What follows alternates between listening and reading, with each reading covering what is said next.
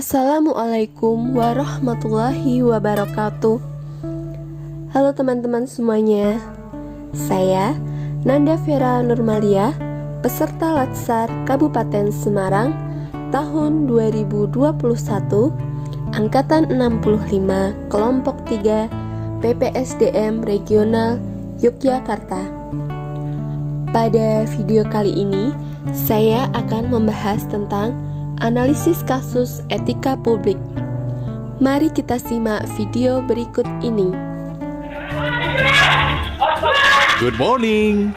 Penganiayaan terhadap pemilik warung kopi dan istrinya yang mengaku tengah hamil 9 bulan oleh seorang anggota Satpol PP Kabupaten Goa, Sulawesi Selatan berbuntut panjang.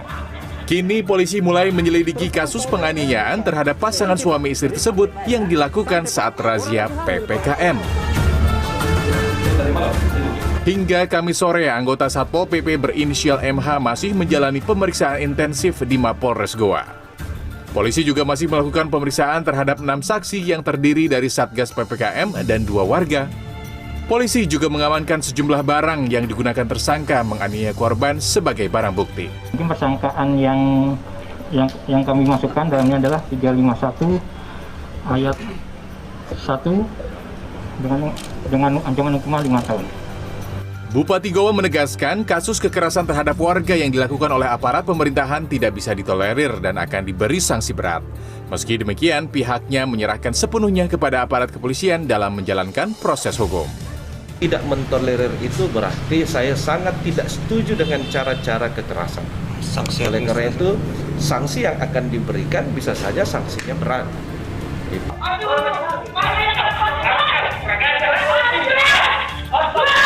Kasus itu sendiri terjadi pada Rabu malam di sebuah warung kopi di Desa Panciro, Kecamatan Bajeng, Kabupaten Goa. Adu mulut antara pemilik warung kopi dan petugas Satpol PP berujung pemukulan terhadap Pasutri, pemilik warung kopi. Kejadian itu pun terekam CCTV dan juga ponsel pemilik warung. Mirisnya, wanita yang menjadi korban menurut suaminya tengah hamil 9 bulan. Tunggu sayang, saya lapor Pak. Di tengah pemeriksaan polisi, ibu hamil bahkan sempat jatuh pingsan dan hingga kini masih dalam perawatan di rumah sakit. Yahya Maulana, Goa, Sulawesi Selatan.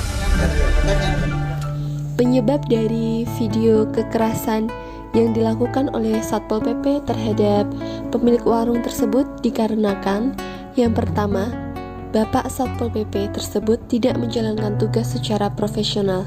Seharusnya aparatur negara melayani warganya dengan sikap hormat, sopan, dan tanpa tekanan.